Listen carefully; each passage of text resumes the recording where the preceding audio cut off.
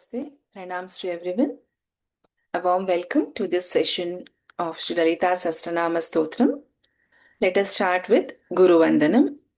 Gururev gatir gurumeva bhaje Gurunaiva sahasmi namo gurave Na guroh paramam shishurasmi guroh Matirasti gurau mama pahi guru. Dhyanam. Let us meditate upon Sri Devi.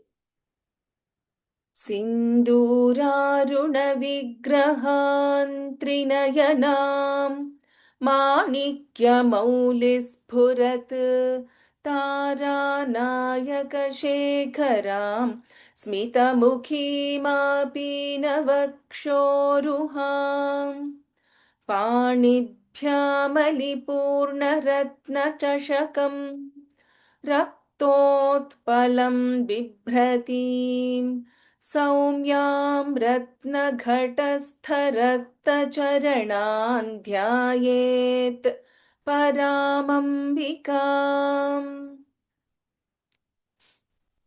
अरुणाङ्करुणातरङ्गिताक्षीं धृतपाशाङ्कुशपुष्पबाणचापाम् अणिमादिभिरावृतां मयूखैरहमित्येव विभावये भवानीम् ध्यायेत् पद्मासनस्थां विकसितवदनां पद्मपत्रायताक्षीं हेमाभां पीतवस्त्राङ्करकलितलसद्धेम पद्मां वराङ्गीं सर्वालङ्कारयुक्तां सततमभयदां भक्तनम्रां भवानीं श्रीविद्यां शान्तमूर्तिं सकलसुरनुतां सर्वसम्पत्प्रदात्रीं सकुङ्कुमविलेपनामलिकचुम्बिकस्तूरिकां समन्दहसिते क्षणां सशरचापपाशाङ्कुशाम् अशेषजनमोहिनीमरुणमाल्य भूषाम्बरां जपाकुसुमभासुरां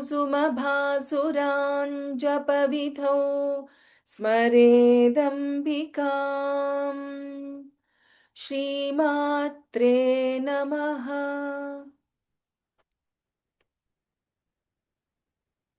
श्रीमाता श्रीमहाराज्ञी श्रीमत्सिंहासनेश्वरी चिदग्निकुण्डसम्भूता देवकार्यसमुद्यता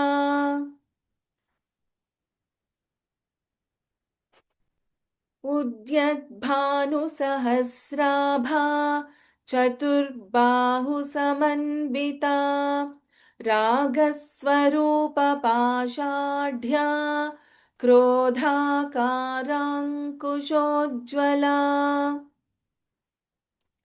मनोरूपेक्षुकोदण्डा पञ्चतन्मात्रसायका निजारुणप्रभापूरमज्जद्ब्रह्माण्डमण्डला.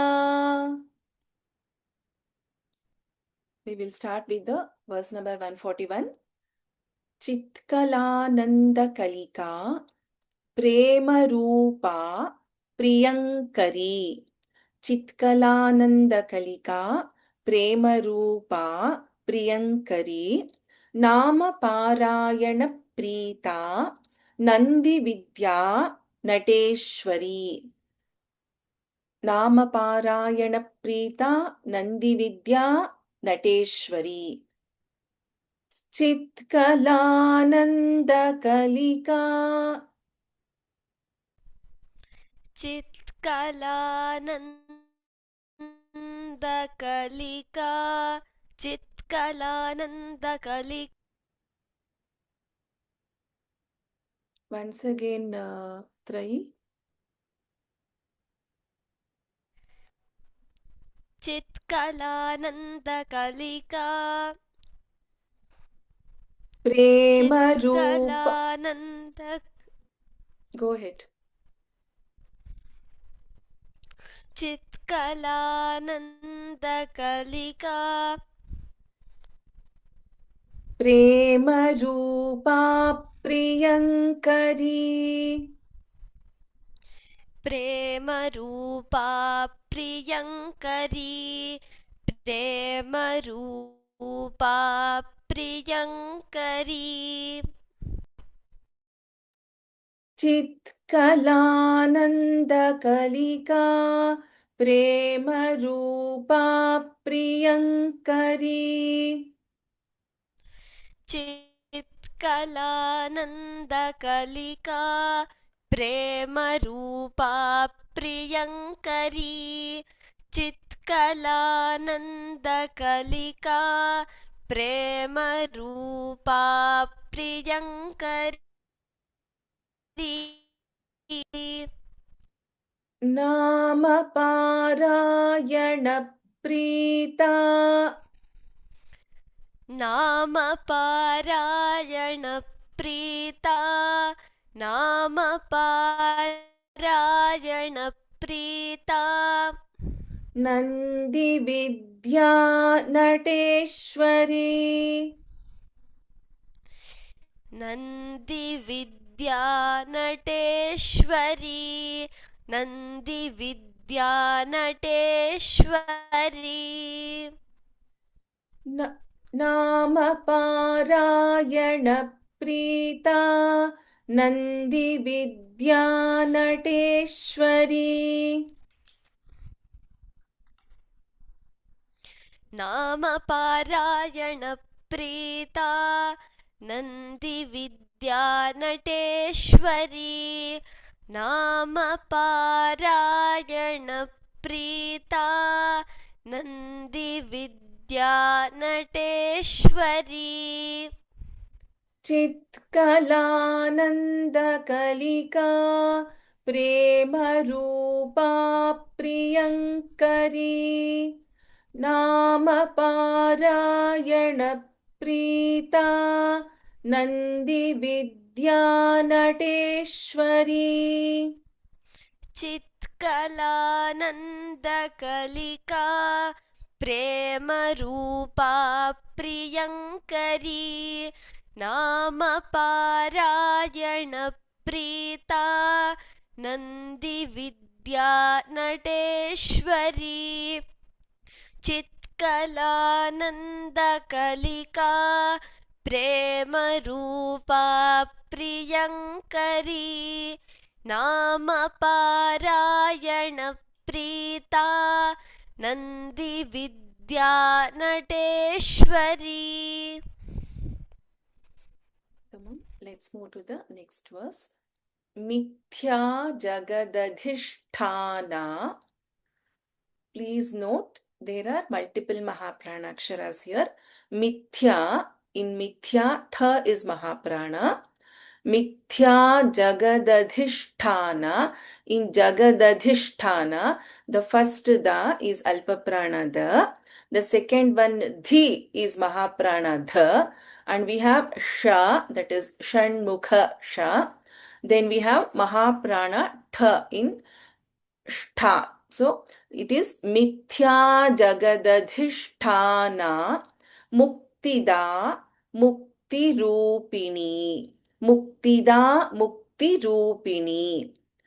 Lasya Priya Layakari Lajja Rambhadi Vandita. In Rambhadi Vandita, we have Bha as Mahaprana. Lasya Priya Layakari Lajja Rambhadi Vandita.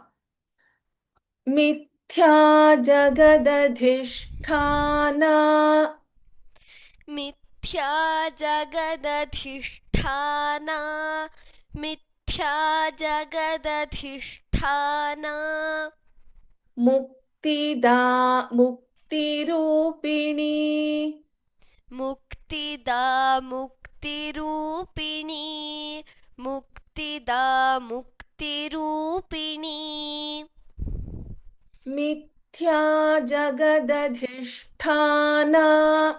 मुक्तिदा मुक्तिरूपिणी मिथ्या जगदधिष्ठाना मुक्तिदा मुक्तिरूपिणी मिथ्या जगदधिष्ठाना मुक्तिदा मुक्तिरूपिणी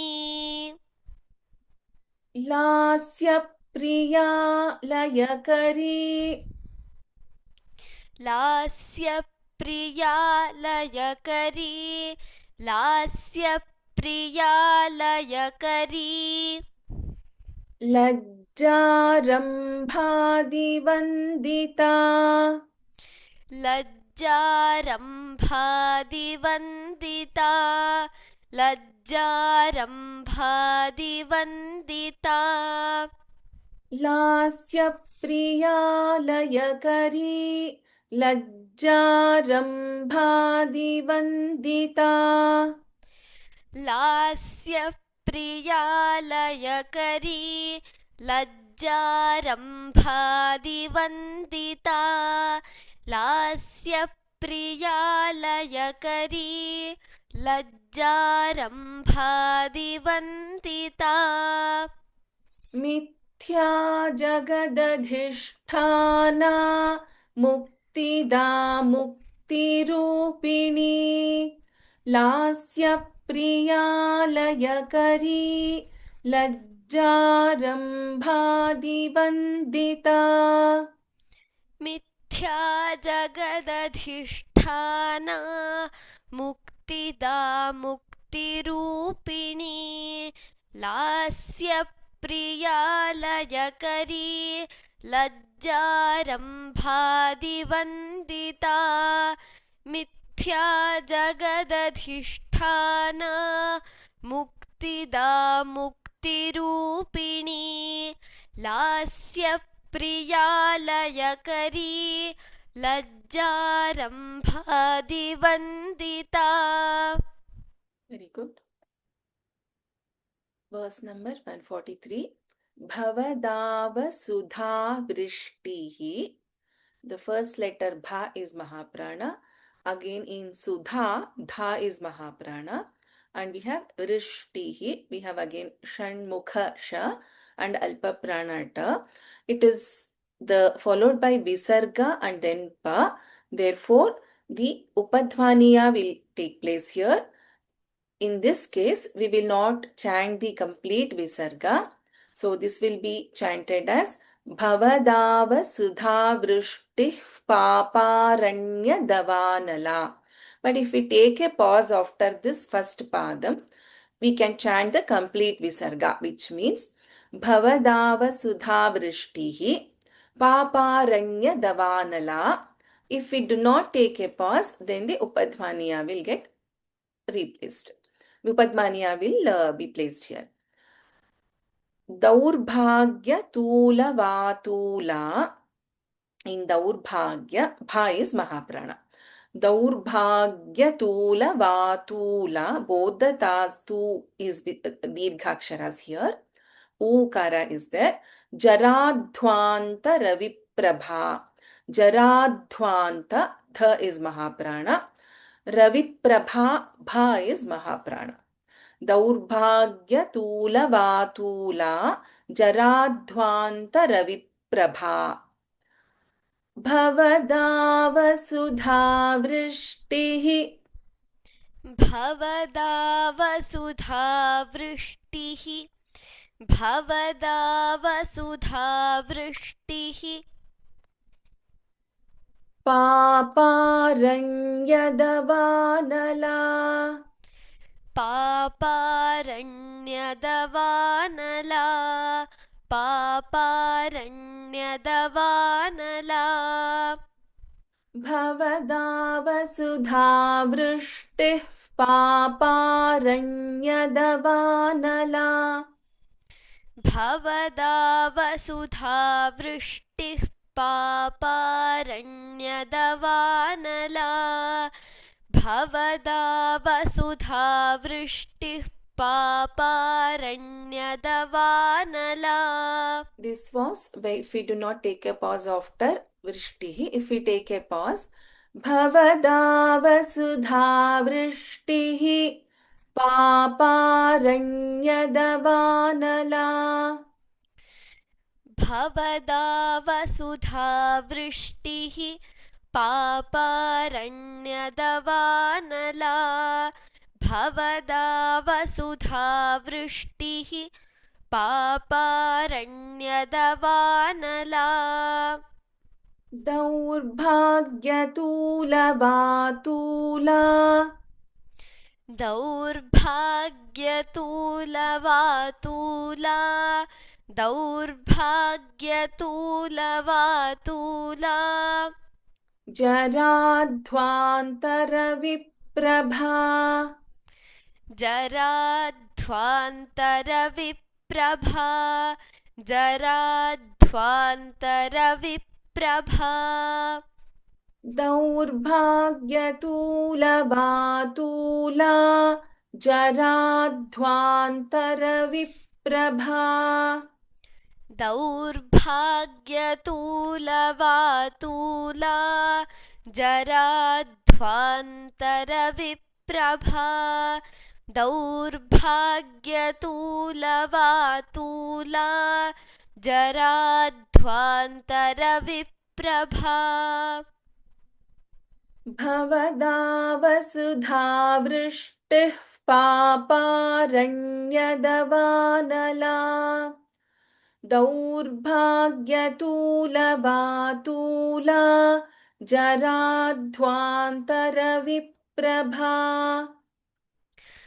भवदा वसुधा वृष्टिः पापारण्यदवानला दौर्भाग्यतूलवातूला जराध्वान्तरविप्रभा. भवदा वसुधा वृष्टिः पापारण्यदवानला दौर्भाग्यतूलवातूला जराध्वान्तरविप्रभा. Okay, try now without the visarga. Let us try to chant this together. Okay.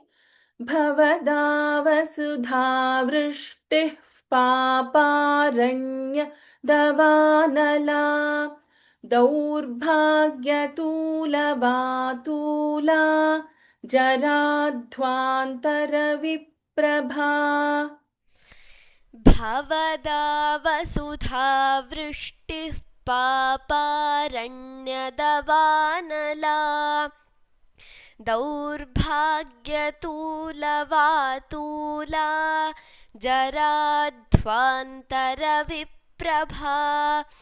भवदा वसुधा वृष्टिः पापारण्यदवानला दौर्भाग्यतूलवातूला जराध्वान्तरविप्रभा. We'll move to the next one. Bhagyabdhi Chandrika. In Bhagyabdhi Chandrika, Bha is Mahaprana and the first letter Bha. And in Bhagyabdhi, there is this Alpaprana Ba and Mahaprana Dha. So, Bhagyabdhi Chandrika. Bhakta Chitta Keki Ghana Ghana. Again, the first letter in Bhakta, Bha is Mahaprana. Bhakta Chitta, Chitta, Ta and Ta, Chitta, Keki, Ghana Ghana, Gha and Gha are both Mahaprana aksharas. Bhagyabdhi Chandrika, Bhakta Chitta Keki, Ghana Ghana. Roga Parvata Dambholir Mrityudaru Kutarika. There are two names here. If we split this, this can be chanted as Roga Parvata Dambholihi and Mrityudaru Kutarika. So in Roga Parvata Damboli, Bha is Mahaprana, Ma and Bha is Mahaprana. So Roga Parvata Dambholir Mrityudaru Kutarika. In Kutarika, Tha is Mahaprana. Bhagyabdi Chandrika. भाग्याब्धिचन्द्रिका भाग्याब्धिचन्द्रिका भक्तचित्तके घना घना. भक्तचित्तके घना घना भक्तचित्तके घना घना भाग्याब्धिचन्द्रिका भक्तचित्तके घना घना. भाग्याब्धिचन्द्रिका भक्तचित्तके घना घना भाग्याब्धिचन्द्रिका भक्तचित्तके घना घना रोगपर्वतदम्भोलिः रोगपर्वतदम्भोलिः रोगपर्वतदम्भोलिः मृत्युदारुकुठारिका मृत्युदारुकुठारिका मृत्युदारुकुठारिका. So now we will chant this together. When doing Parayana also, we will chant this together. रोगपर्वतदम्भोलिर्मृत्युदारुकुठारिका. रोगपर्वतदम्भोलिर्मृत्युदारुकुठारिका रोगपर्वतदम्भोलिर्मृत्युदारुकुठारिका भाग्याब्धिचन्द्रिका भक्तचित्तके घना घना. रोगपर्वतदम्भोलिर्मृत्युदारुकुठारिका. भाग्याब्धिचन्द्रिका भक्तचित्तके घना घना रोगपर्वतदम्भोलिर्मृत्युदारुकुठारिका भाग्याब्धिचन्द्रिका भक्तचित्तके घना घना रोगपर्वतदम्भोलिर्मृत्युदारुकुठारिका. Let's move to the new verse. Maheshwari, Mahakali, Mahagrasa, Mahashana. Maheshwari, Mahakali, Mahagrasa, Mahashana. Very easy to pronounce, to chant. Aparna, Chandika, Chandamundasura Nishudini. Nishudini, Sha here is Shanmukha Sha, as the way we pronounce it, Shanmukha. Shanmukha word in the Sha, in the same way we pronounce the Shudini, Nishudini here. But if you look at Maheshwari, this is Sha.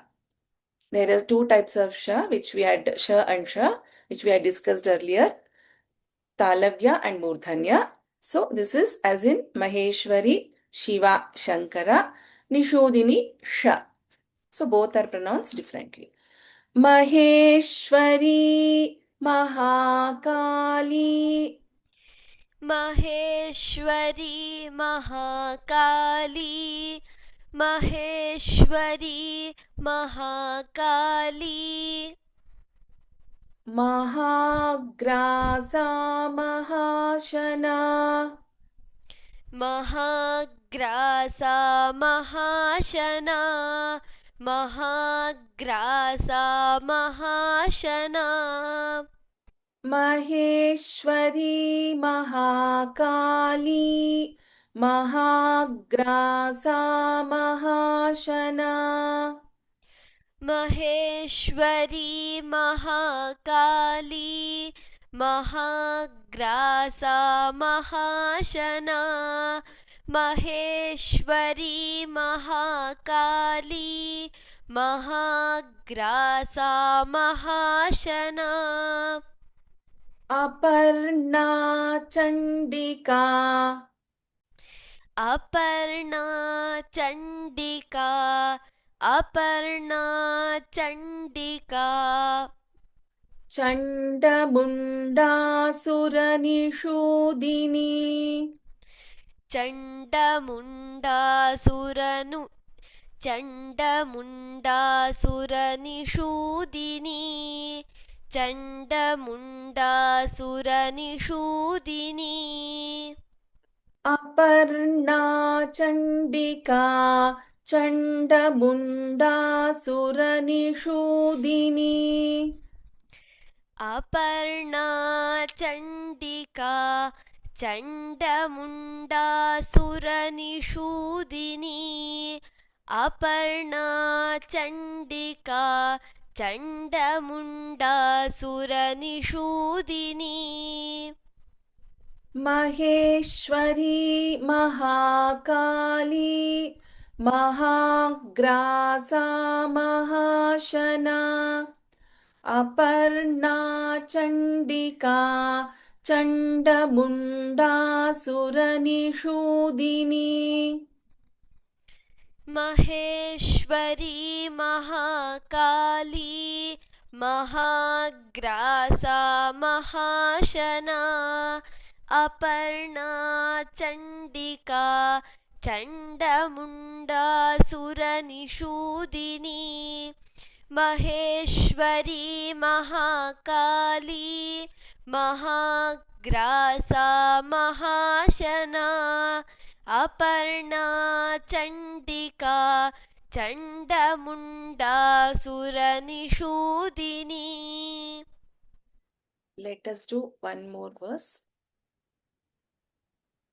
क्षराक्षरात्मिका क्ष and क्ष क्षराक्षरात्मिका सर्वलोकेशी विश्वधारिणी. ध is महाप्राणा.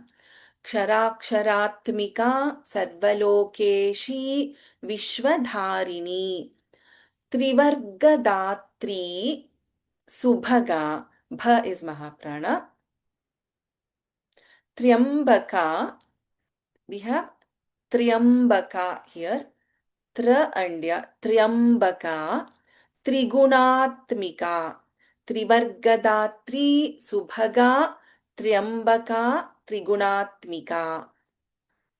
क्षराक्षरात्मिका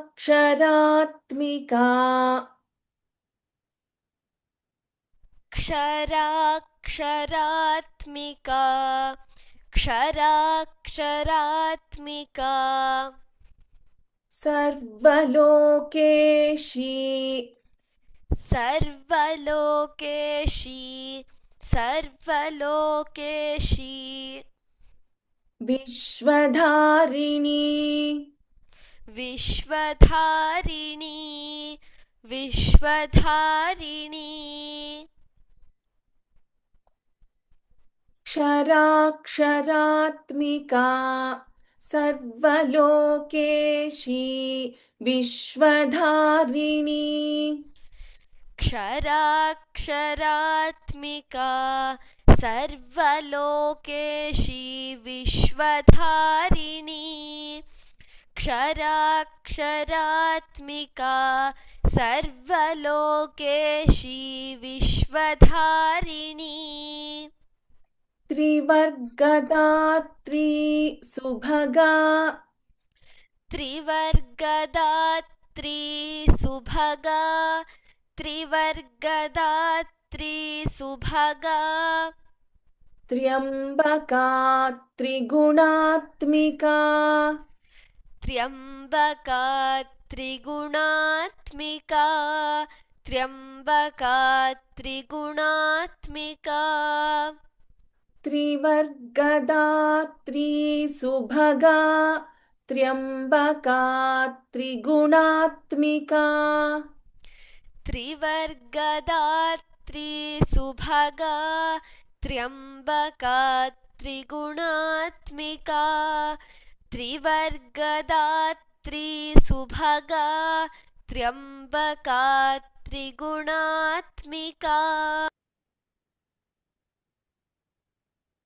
क्षराक्षरात्मिका सर्वलोकेशी विश्वधारिणी त्रिवर्गदात्री सुभगा त्र्यम्बका त्रिगुणात्मिका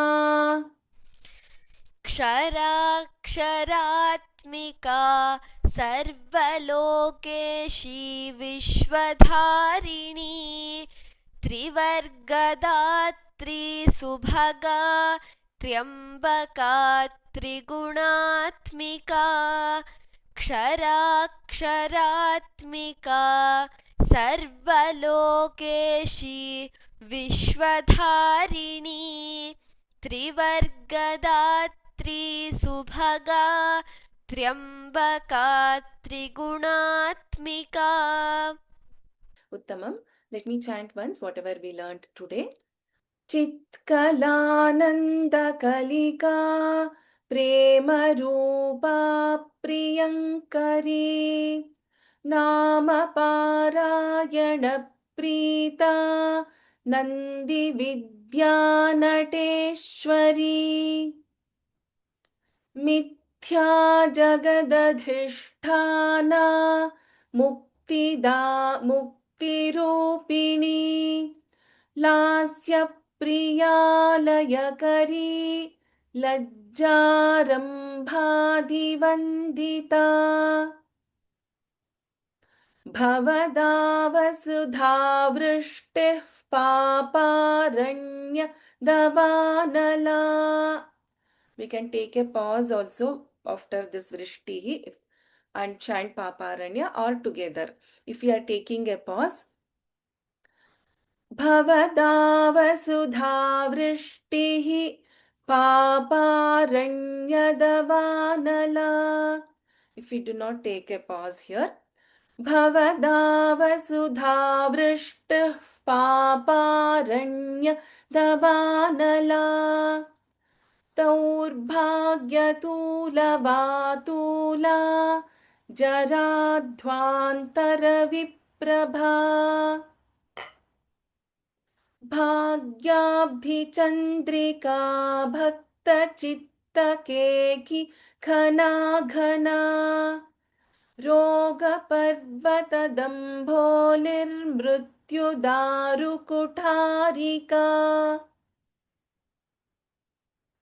Maheshwari Mahakali महाग्रासा महाशना Aparna Chandika चण्डमुण्डासुरनिषूदिनी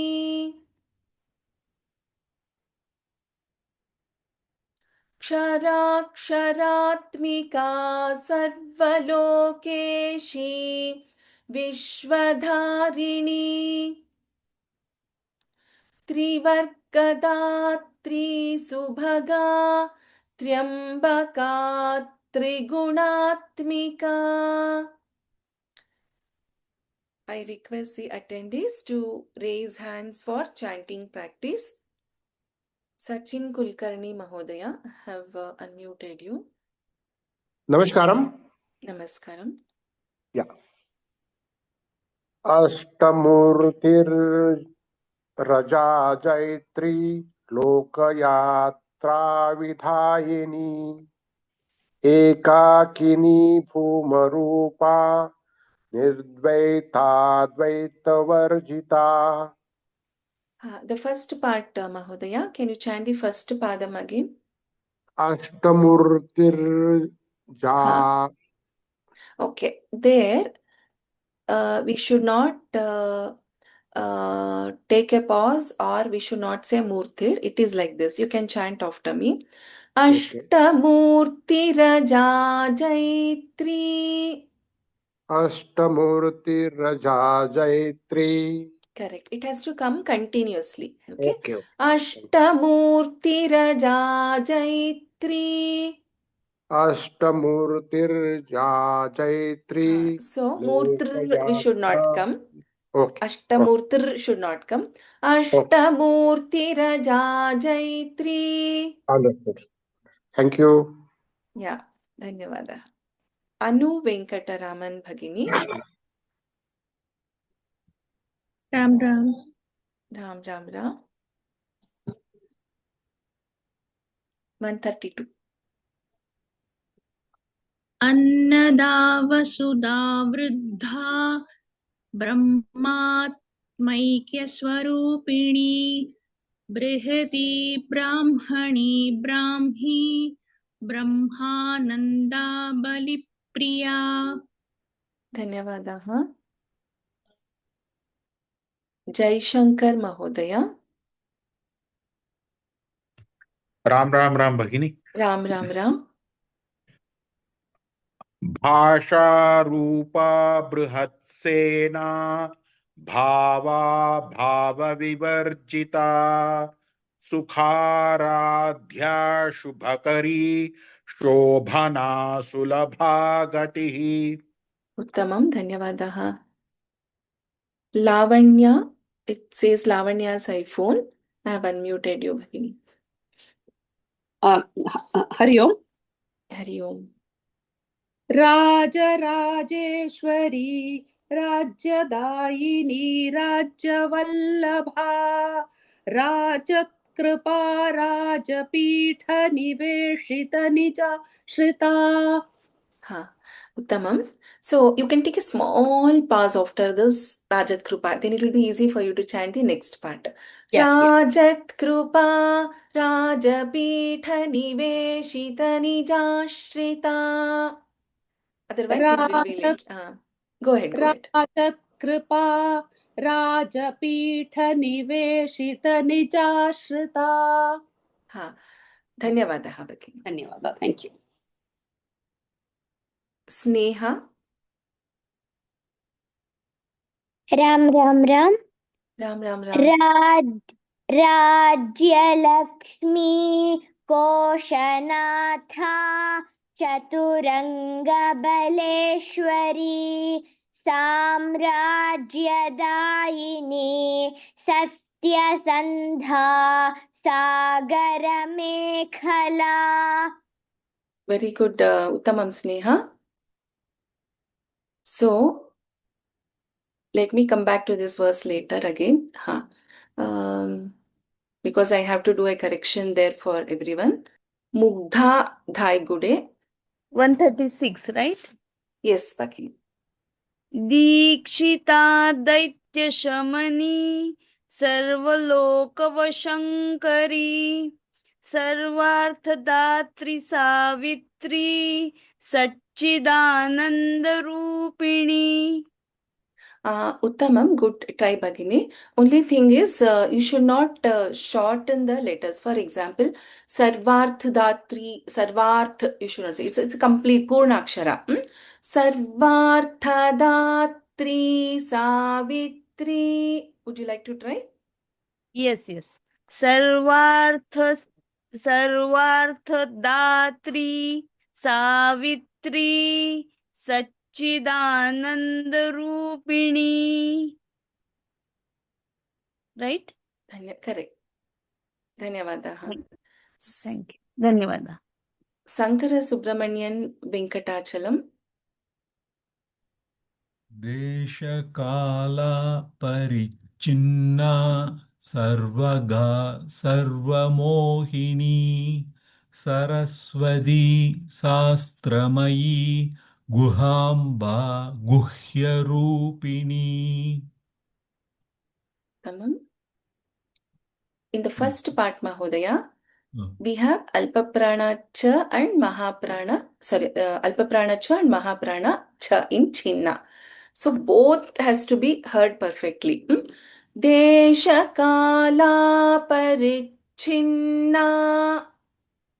देशकाला परिच्छिन्ना Parichhinna. परिच्छिन्ना There is no sha there. There is no sha. Deshakala parichinna. देशकाला परिच्छिन्ना Sarvaga sarvamohini. सर्वगा सर्वमोहिनी Saraswati शास्त्रमयी गुहाम्बा गुह्यरूपिणी. Let me call out. Jyoti Bhagini, you can chant. Okay, madam. 138, right? Yes, Bhagini. सर्वोपाधिविनिर्मुक्ता सदाशिवपतिव्रता सम्प्रदायेश्वरी साध्वी गुरुमण्डलरूपिणी. धन्यवादाः भगिनी. Thank you, thank you. Nivedita Gulati, I have unmuted you. कुलोत्तीर्णा भगाराध्या माया मधुमती मही गणाम्बा गुह्यकाराध्या कोमलांगी Gurupriya. So Bhagini, in the first pada it is Bhagaradhya. So Bha and Dhya are Mahapranas. Could you please chant that again? Okay. Bhagaradhya. Yes, Bhagini. Thank you. Thank you, Bhagini. Bhavana Thakkar. Jai Shri Ram Didi. Ram Jai Ram Shri. Ram. 140 Didi. Yes. Bhagini. Swatantra Sarvatantreshi Dakshina Rupini Sanakadi Samaradhya Shivajnana Pradayini. धन्यवादाः भगिनी. Jai Shri Ram Didi. Ram Rama Ram भगिनी. Udaya. भगिनी नमस्ते. राम भगिनी. चित्कलानन्दकलिका प्रेमरूपा प्रियङ्करी नामपारायण प्रीता नन्दिविद्या Nateshwari. So in the third pada it is just Preeta. There is no Mahaprana. So it is Nama Parayana Preeta. प्रीता हो नामपारायण प्रीता नन्दिविद्या नटेश्वरी. धन्यवादाः महोदय. धन्यवादः. Geeta Gujaran, I have unmuted you, Bhagini. Yes, Bhagini. Hare Krishna. मिथ्या जगदधिष्ठान मुक्तिदा मुक्तिरूपिणी लास्य प्रिया लयकरी लज्जारंभादिवंदिता. Tamam. Rajashri Bhagini. Ram Ram. भवद्भावसुधा वृष्टिः पापारण्यधवालना धवानला दौर्भाग्यतूलवातूल जराध्वान्तरविप्रभा. Shaila Kempegowda Bhagini. I have unmuted you. Same verse. Ram Ram Ram. Ram Ram Ram. Bhava Can you chant the same Sudha same verse? Same verse. Bhagyabdi Chandrik. Sorry. 144. 144. Yes. Bhagyabdi Chandrika Bhakta Chitta Kekhi Ghana Ghana रोगपर्वतदम्भोलिर्मृत्युदारुकुठारिका. Okay, so these two verses are little difficult. So I will teach again. I think it was Geeta Gujaran Bhagini, right, who chanted Bhavadava Sudha Vrishtihi? Geeta Bhagini? Yes, Bhagini. Okay, so you can chant after me once. I will teach this verse, okay? So please note, Bha is Mahaprana, Da is Alpaprana. You should not chant Da as Mahaprana. I will chant once, you can repeat. Bhavadava Vrishtihi भवदावसुधावृष्टिः Paparanyadavanala पापारण्यदवानला Daurbhagyatula दौर्भाग्यतूलवातूला Jaradhvantaraviprabha. जराध्वान्तरविप्रभा. Very good. Now, Shaila Kempegoda Bhagini, I think you chanted 144th verse, right? Yes. Yeah. So I will chant once. Could you please repeat? Sure. Bhagyabdhi Chandrika भाग्याब्धिचन्द्रिका Bhakta Chitta Keki Ghana Ghana भक्तचित्तकेखि घना घना Roga Parvata Dambholir Daru Kutharika रोगपर्वतदम्भोलिर्मृत्युदारुकुठारिका. Tamam. Kavita Kumari Rambhatla Bhagini. Maheshwari Mahakali महाग्रासा महाशना Aparna Chandika चण्डमुण्डा सुरविशूदिनी. In the first padam Bhagini, Maheshwari Mahakali. Maheshwari Mahakali Mahakali. Mahakali. It is Lakshmi. If you say Lakshmi, how will you say? Lakshmi. So La, it is not La. Mahakali. Mahakali. Very good.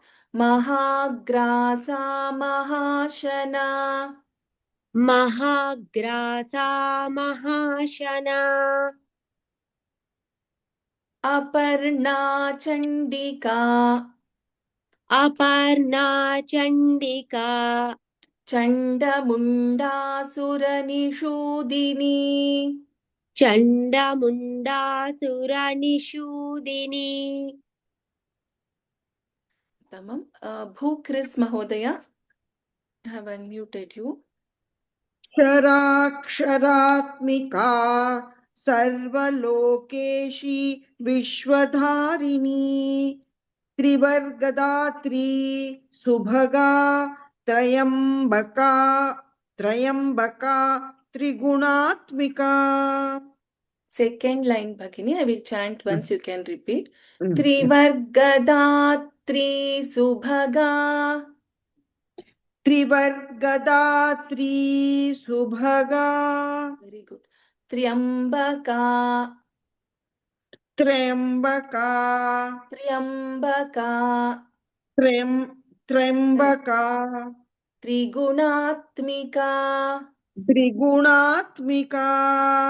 Dhanyavadaha.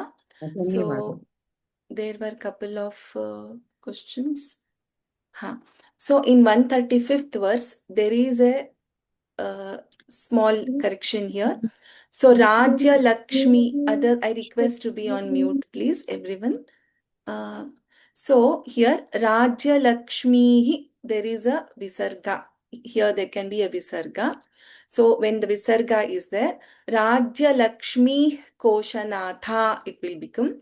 So Rajya Lakshmi, if we take a split, we'll chant the visarga, otherwise it is half visarga. Rajya Lakshmi Koshanatha Chaturanga Baleshwari. Okay. So again, there was a question regarding 146th verse. Varun Mahodaya, are you there? This is regarding your question. I have unmuted you. Namaste, Bhagini. I wanted to repeat this because I found second line, the third and fourth quarters, found it little difficult. Okay, fine. I will chant once, you can repeat after me. Ksharatmika. Saratmika. Ksharatmika. Saratmika. Sarvalokeshi. Sarvalokeshi. Vishwadharini. Vishwadharini. Trivargadatri Subhaga.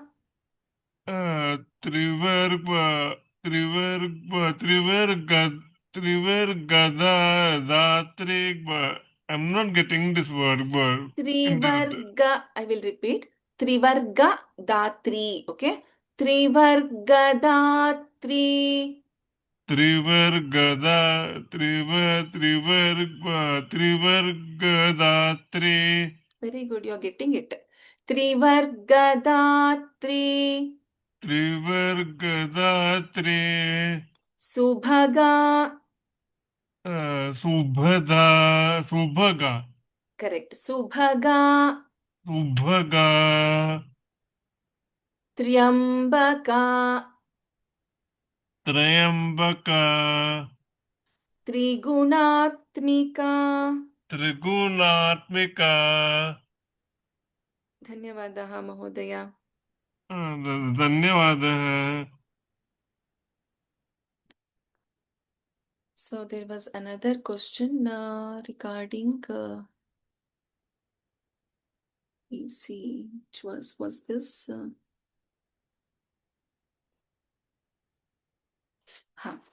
So in this verse number 133, I think this question was from Radhika Bhagini. Shobhana Sulabhagatihi. This Shobhana Sulabhagatihi is 683 name. See, some texts actually, when we do the Archana, they take it as Shobhanaya Nama, Sulabhaya Nama, Gatyai Maha. So it is, some texts take it as 3 different names. However, if we look at just 1 second, if we look at the Saubhagya Bhaskara, like, if you look at some text, it is taken as one single name, that is Shobhana Sulabhagatihi as one name. So we consider Shobhana Sulabhagatihi as one name. But however, there are some commentaries which consider as it as different names also. So, but however, we will look at this because we consider this whole thing as a one meaningful name we can consider. If you split it also, in fact, if you say Shobhanaya Namaha, Sulabhaya Namaha, that is also, will also give good, specific meanings itself. So it can be considered separately also. So we will stop the class here. Sarvamangalamangallye Shive Sarvarthasadhike Sharanye Triambake Devi Narayani Namostute.